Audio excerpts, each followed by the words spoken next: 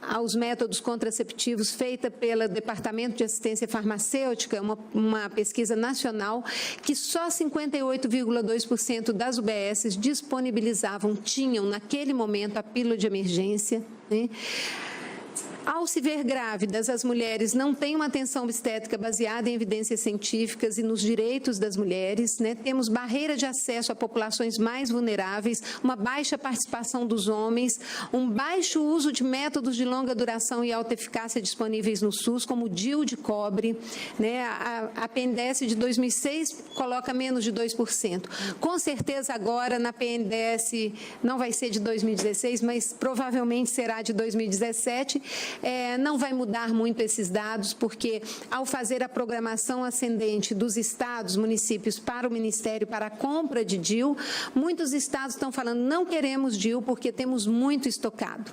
Estamos vendo como resolver esse problema e também não temos a anticoncepção imediata pós-parto e pós-aborto, que é uma ação hoje tida como uma boa prática internacional e estamos fazendo algumas ações nesse sentido, né?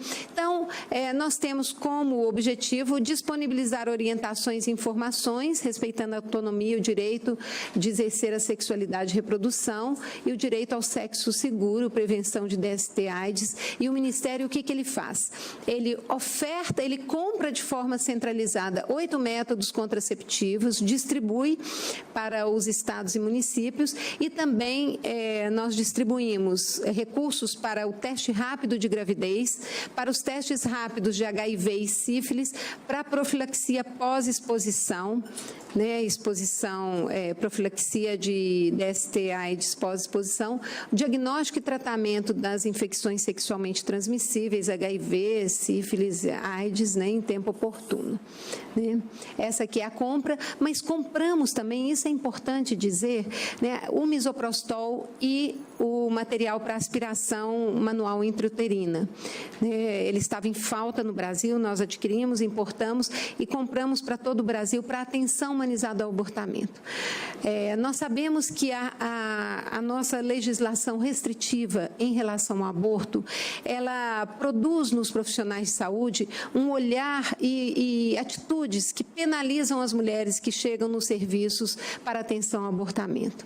Então, nesse sentido, nós precisamos qualificar e temos feito isso, né?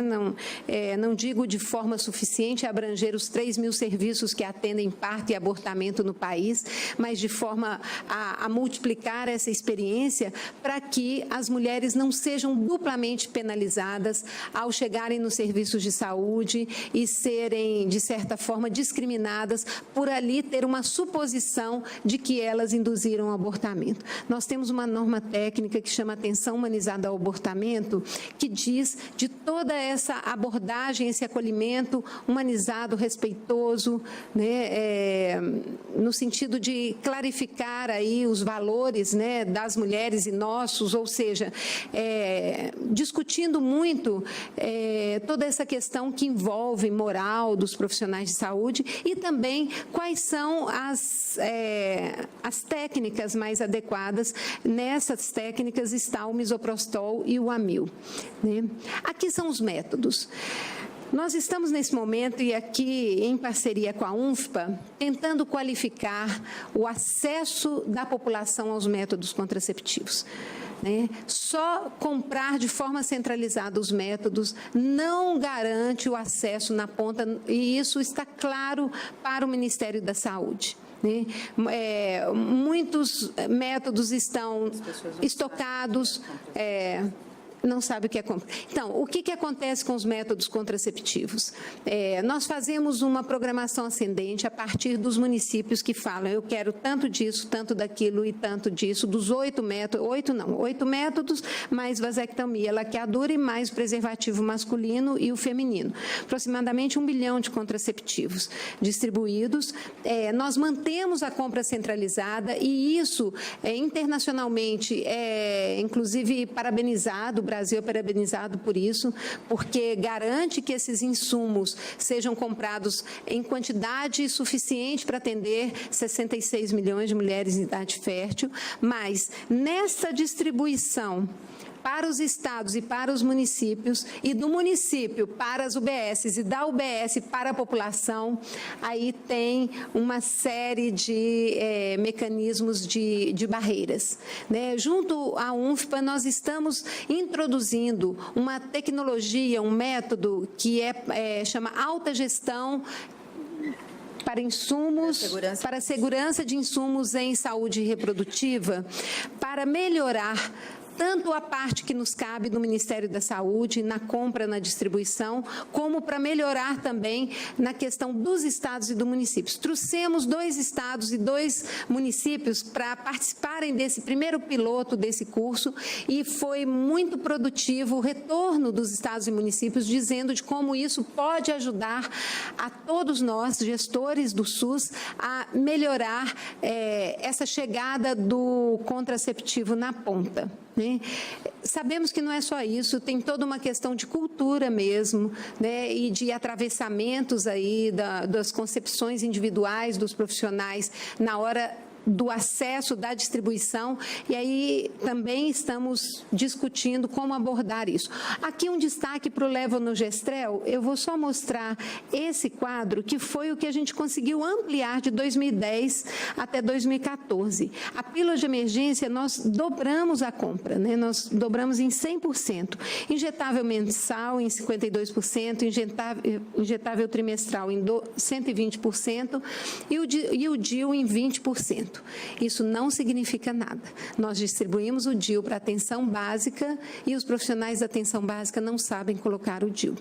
Então, estamos trabalhando tanto na qualificação de médicos e enfermeiras para a colocação de DIU de cobre na atenção básica, como também na questão da ampliação da oferta do DIU pós-parto e pós-abortamento, a mulher que sai de alta de um parto ou de uma situação de abortamento, ela já sai desde que ela queira e deseje, né, com o DIU de cobre colocado, que é um método de longa duração que temos hoje disponíveis no SUS.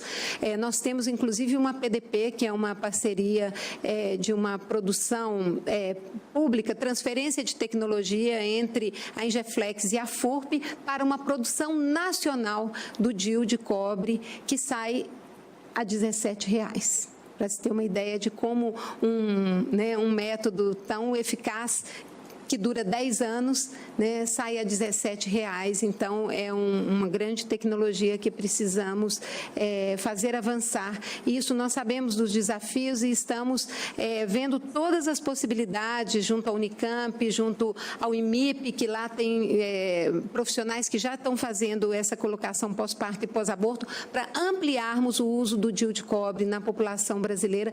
Claro que na epidemia de Zika é junto com a dupla proteção sempre, né?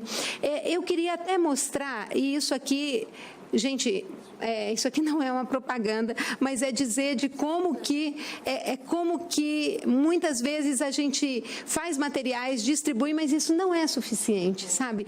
Precisa de uma apropriação maior de uma população que é continental, né, de serviços de saúde que estão aí distribuídos pelo Brasil inteiro, de instrumentos muito preciosos para a defesa dos direitos da mulher.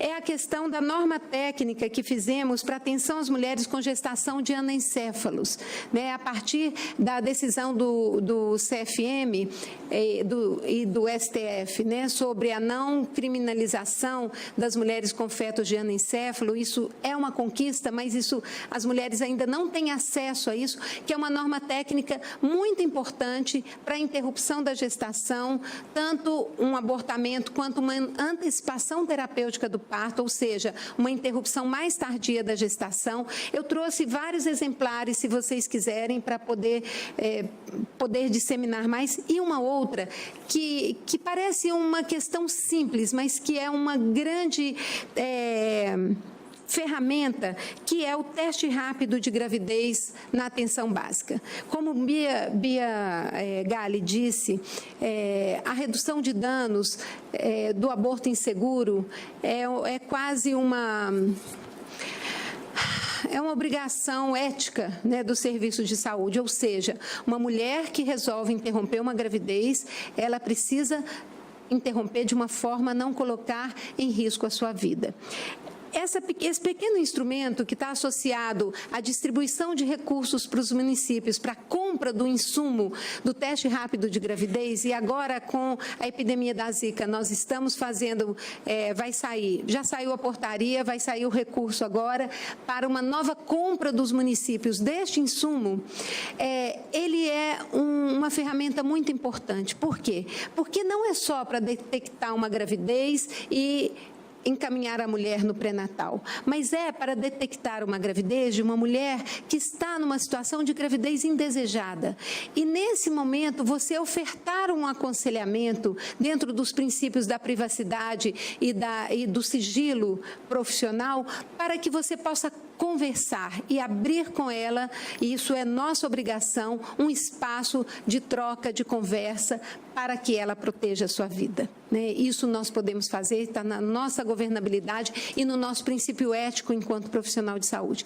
Também para identificar uma adolescente, por exemplo, que chega num serviço de saúde pedindo um teste rápido de gravidez, e ali você identifica uma situação de risco de uma gravidez indesejada.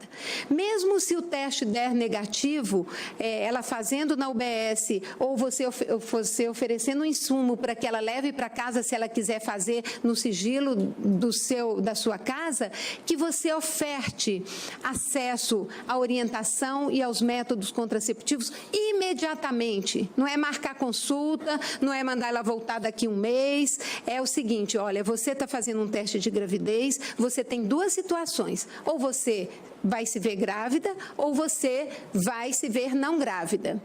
Nas duas situações, você tem aqui uma equipe de saúde para poder conversar, e para poder te orientar caso você deseja. Se você não se vê grávida e não quer uma gravidez, você pode procurar agora a equipe para que você tenha acesso a um método contraceptivo de forma eficaz, para que você não volte aqui de novo pedindo um teste de gravidez.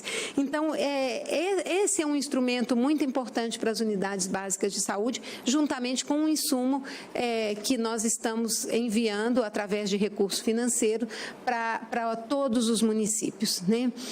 E nós estamos em construção de diretrizes nacionais para atenção à saúde sexual e reprodutiva através de uma portaria. Tem um grupo de trabalho. Esse grupo de trabalho ele vai ter como resultado um guia para os gestores para como eles vão implantar ações de saúde sexual e reprodutiva nos seus municípios. Dentro das diretrizes do acesso universal, do acolhimento às necessidades de acordo com especificidades e vulnerabilidades, do cuidado em rede, da corresponsabilização dos pontos de atenção, que não é só atenção básica, mas também especializada em ambulatorial, e da atenção obstétrica baseada em evidências científicas e garantias de direito. O último slide é esse. Eu coloquei para dizer da questão da epidemia da Zika e do nosso tema aqui, que é os direitos sexuais e reprodutivos da mulher. Primeira coisa, eu concordo com todas, é o que a gente vem colocando nos documentos e nas nossas discussões dentro de um grupo grande, é a questão da preservação da autonomia e da atenção respeitosa às mulheres. Mulheres não são cobaias, mulheres devem ser tratadas dentro do princípio de cuidado centrado na efetividade das ações.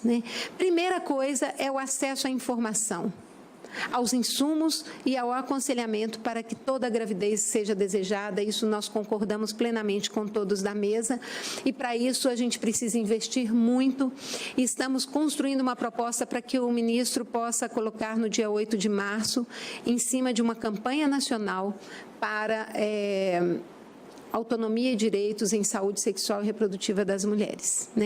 Esse é todo o nosso empenho para que isso possa sair no dia 8 de março. Foi uma solicitação e nós estamos construindo essa proposta.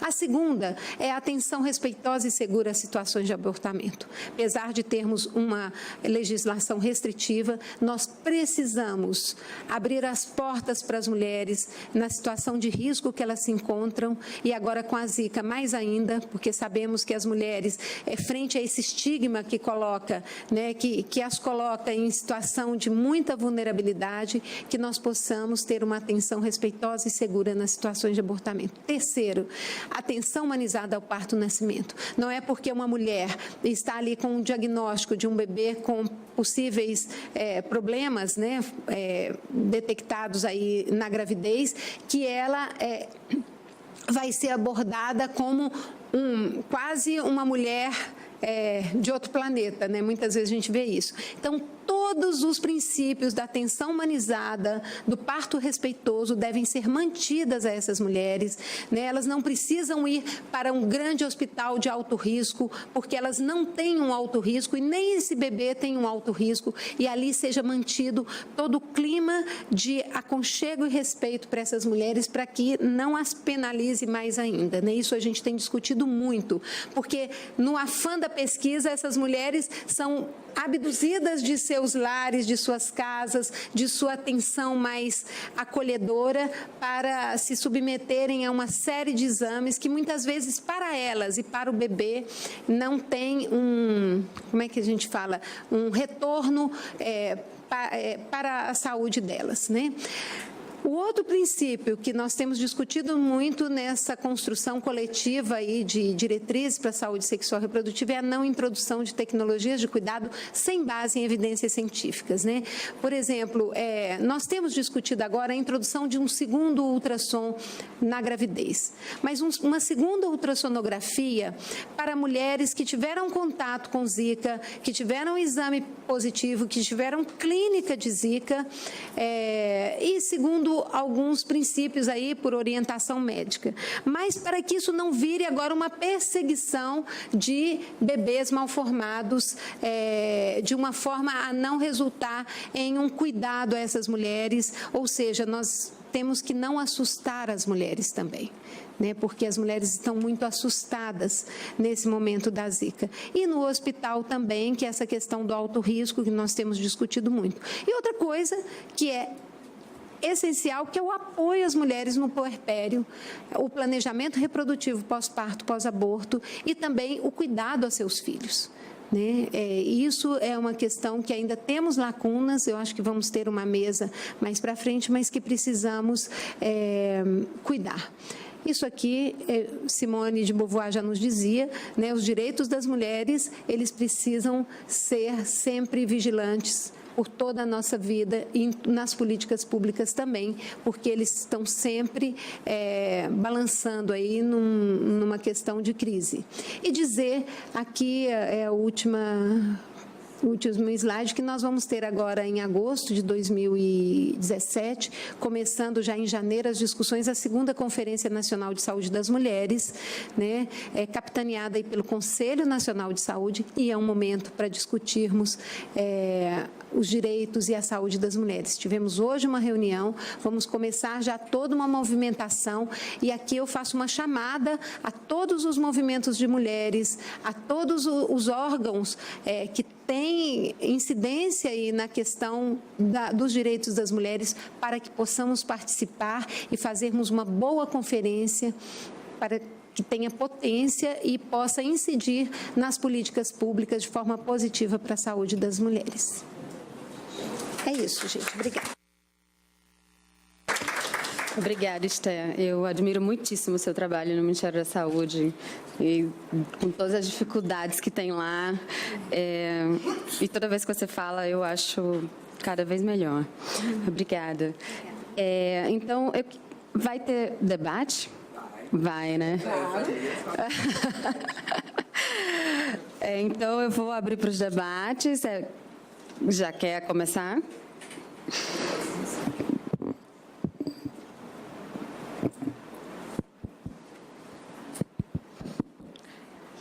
Obrigada. Eu também... Está funcionando, tá?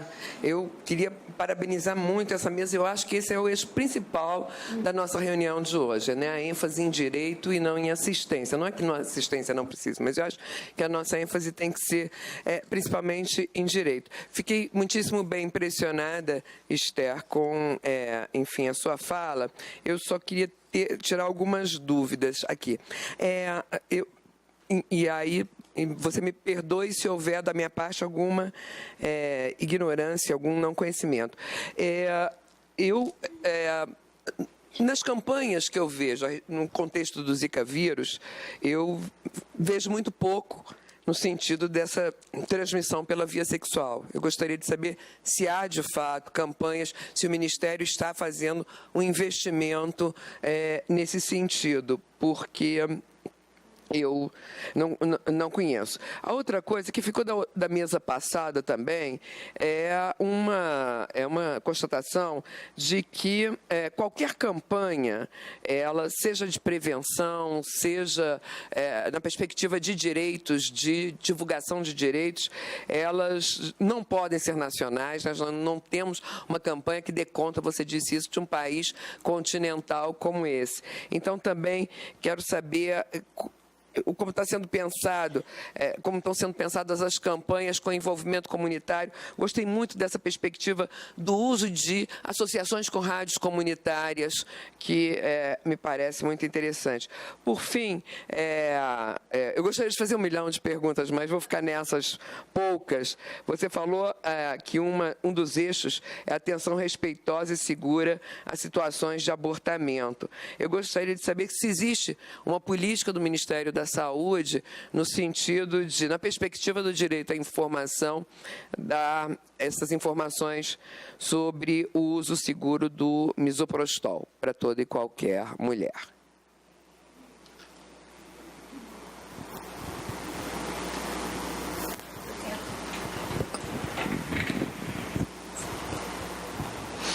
Boa tarde. Agradecida pelas apresentações das palestrantes. Fiquei pensando algumas coisas desde a mesa da manhã, que obviamente já não estão mais aqui, mas quem segue teve a possibilidade de acompanhar.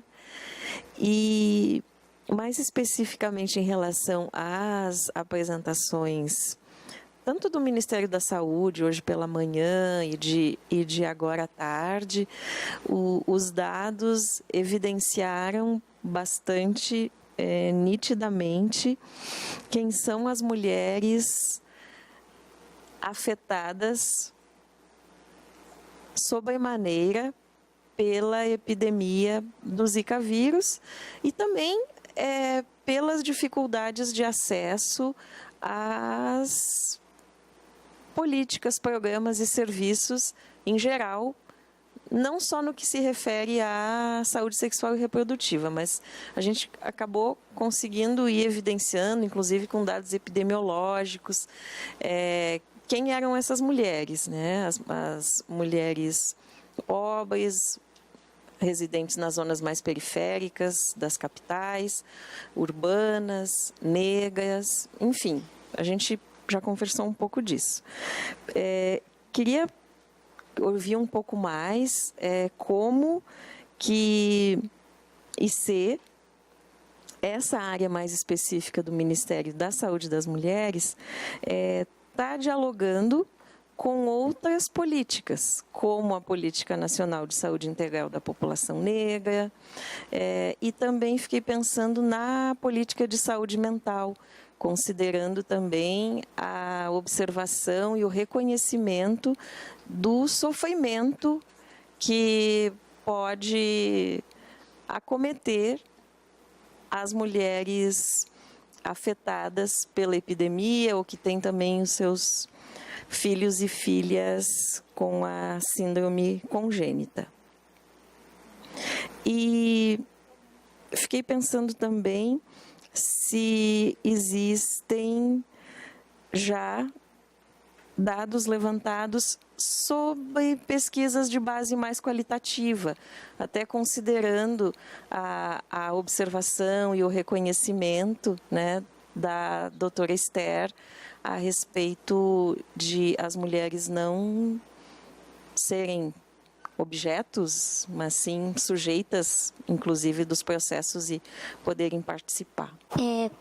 Parabenizo a mesa, doutora Esther, muito bom. Eu gostaria de perguntar, eu acho que já foi perguntado, mas reforçar qual a parceria, no caso, que poderia ser criada entre os estados, a Secretaria de Saúde e a de Educação, para que justamente as adolescentes nas escolas, principalmente públicas, possam ter o conhecimento e o apoio necessário, tanto para se prevenir ou para decidir ter essas crianças, que é uma decisão que eu acho que inerente à mulher de qualquer idade, que é uma barreira muito grande e que a gente tem que tentar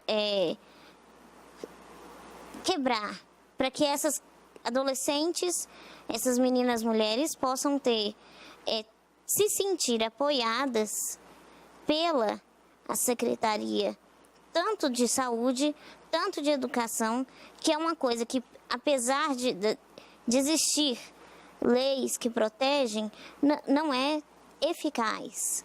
Então, o que vai ser tomado de atitudes para tornar realmente eficaz nos estados brasileiros, inclusive no Distrito Federal, que a gente sabe que acaba que acontece em cidades satélites, ou seja, na capital do país, e muitas vezes essas adolescentes, essas jovens mulheres estão sendo isso. E o apoio, principalmente dos hospitais, que agora, quando tem o resultado, porque agora, atualmente, falta tudo.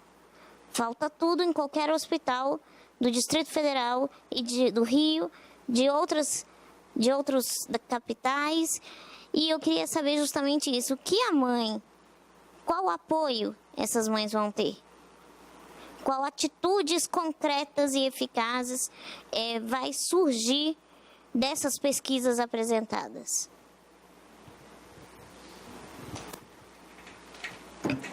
Acho que ainda tem mais uma pergunta e aí a gente encerra as perguntas. Obrigada. É uma questão bem pontual.